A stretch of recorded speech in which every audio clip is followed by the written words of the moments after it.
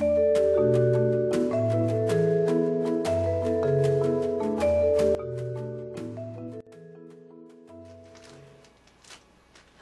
it's Deborah Jones with your companion video for Stitches Magazine.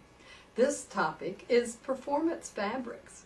Performance fabrics have become very popular because of their wicking properties that keep the wearer dry during physical activity.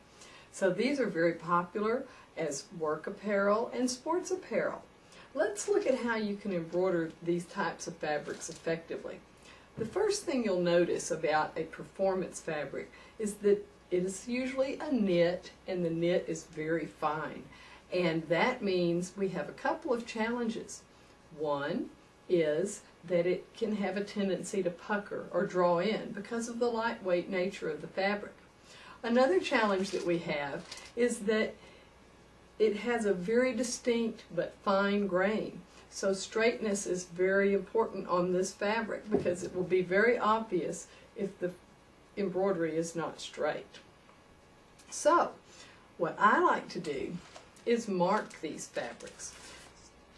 I like to use the blue painter's tape because it is very bold and apparent when you're viewing it in the hoop that you have a straight line.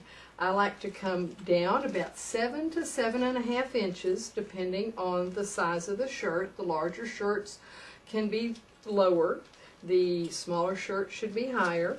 Then I'm going to measure over about 3.5 to 4 inches to the center of the embroidery from the center front. And I'll put a dot right on this tape for the center of my embroidery.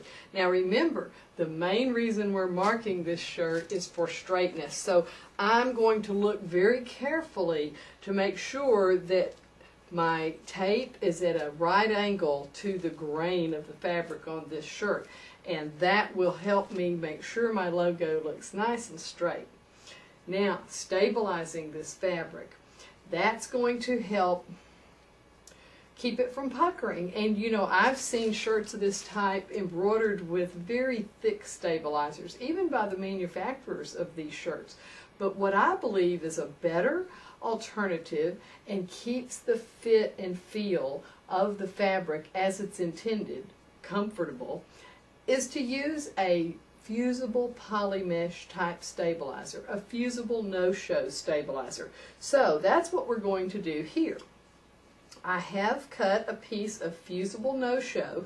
Now this is a very non-stretchy stabilizer. It's not technically a non-woven. It is a spun bond type of a material. It's extremely stable, and we're going to adhere it to the inside of this shirt.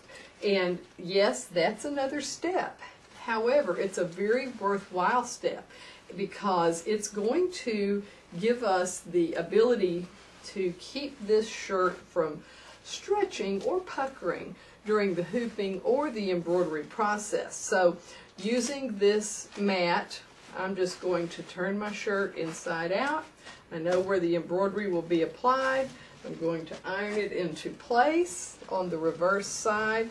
And just like any other stabilizer, I want this to be completely in the hoop when it's embroidered. And after we finish the embroidery, we're going to cut it away just as we would any other stabilizer.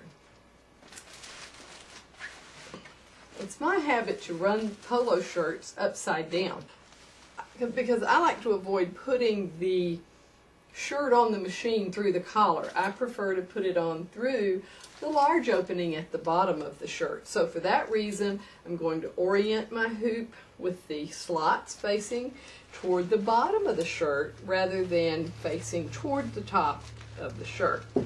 Insert my hoop, we're ready to go to the machine. It's important to keep the speed fairly slow so that you allow this stretchy knit to recover between needle penetrations.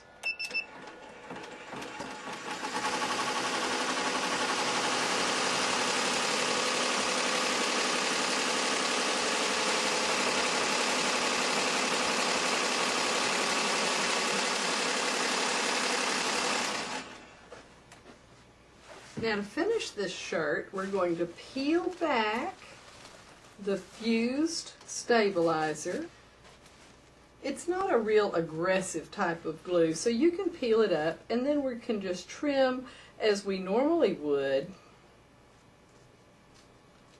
close to the edge of the embroidery. I like to leave about 1/4 of an inch to keep the embroidery from having a sunken appearance. Now, to finish this completely, I like to apply a fusible tricot. And we're going to cut a very small piece and we're going to round the corners so that it will not have a tendency to lift through the life of the garment. And what this is going to do is going to prevent any distortion, and it also is just an added bit of comfort for the wearer. So we're going to put it with the adhesive side down, and then we're just going to fuse that into place using a hand iron, or if you have one, you can use a little applique iron, which is smaller in its footprint. Either one will work. This can be easier getting inside of garments. So now we have a nicely finished piece of embroidery, and this logo will look great for the life of the garment, and that's how we do performance fabrics. Thanks for watching.